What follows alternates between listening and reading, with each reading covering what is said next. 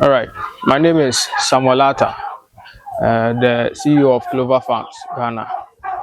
In this episode, we will be learning something about the 7 things you need to note before starting turkey farming. First of all, you have to establish the market first. Get to know where you will source your best, being it foreign, heritage, or hybrid breeds. We have other sites that you can get your foreign breeds that we do import some from Belgium, UK, and Holland. We have other breeds that the normal heritage that we do have. We have cross breeds that the hybrid. We have other rare turkeys being Bourbon red and blue slates. So any of them that you want to venture into. And the second aspect is the fencing. You have to get a fence and housing for your birds. You have to prepare where they will be sleeping, where they will be walking. And normally turkeys prefer semi-intensive style of farming. So if you can get a very vast or adequate space for them, that one too will be fine. The next aspect is you have to consider the feeding and how you're going to give them water.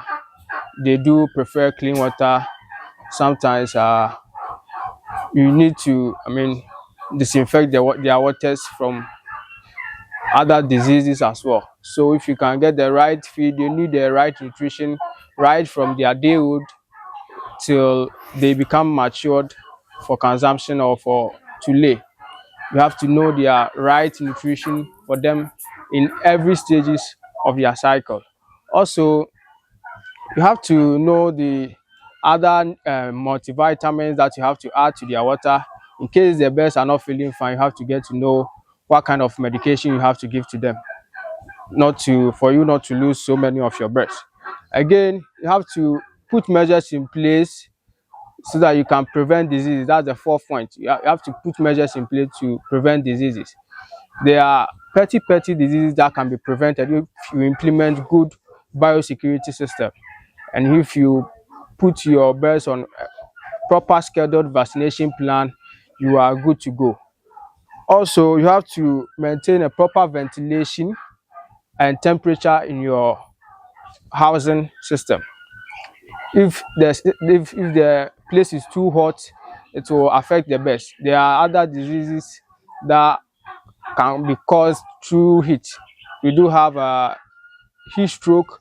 The birds will become paralyzed and all that view. If the place is too cold too, it's not good for birds like the daywood. When they are daywood, it's not good for them. So you have to put measures in place to control all these aspects, the ventilation and temperature aspect. Also, you have to have a business plan. There are people who do rare turkeys for a month old and 2 months old and do sell them. That's what their business plan is.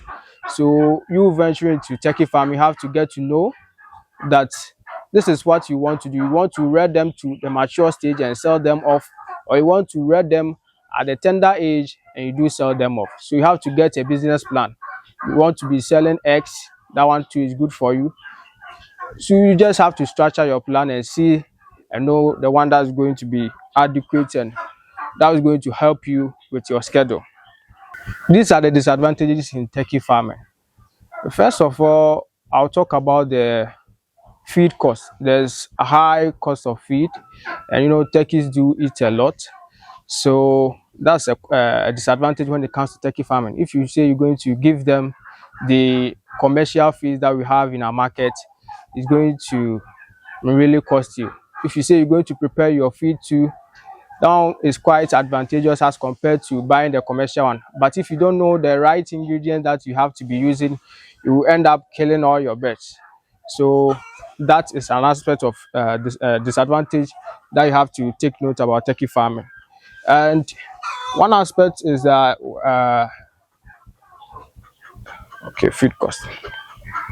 One aspect about their disadvantage is that they do require a lot of space. If you keep them closely packed, they will end up contracting so many diseases. They need a wide range of space that they can forage around and be pecking greens and other things. One aspect about turkey farming which is a disadvantage is the marketing aspect.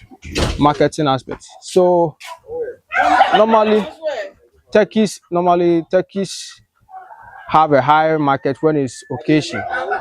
During occasions like Christmas, Eid al-Adha, Eid al-Fitr, Easter, they do have high demands for turkeys. So if you brood your turkeys and they reach maturity in somewhere either than these occasions, you will end up not getting the people to patronize the actual turkeys, the actual business that you placed on, and that will be a disadvantage because the moment you keep on keeping them in your farms, they will continue to eat and drink water, and that will be a disadvantage. You're not going to get the required profit that you expected to get after you've raised these birds.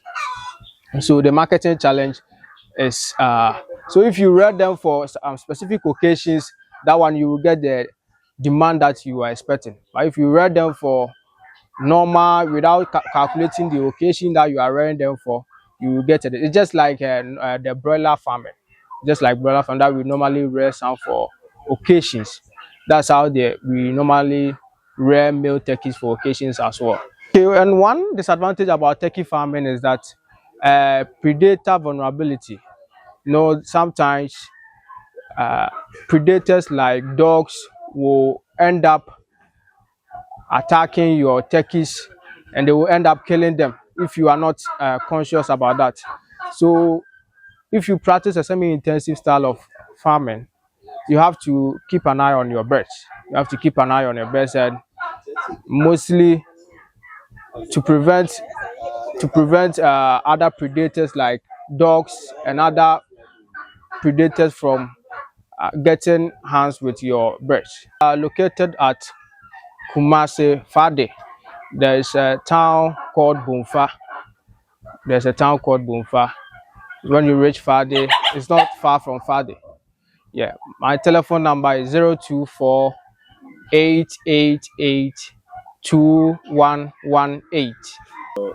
Kindly like and subscribe to WAP Farming Talks. Thank you.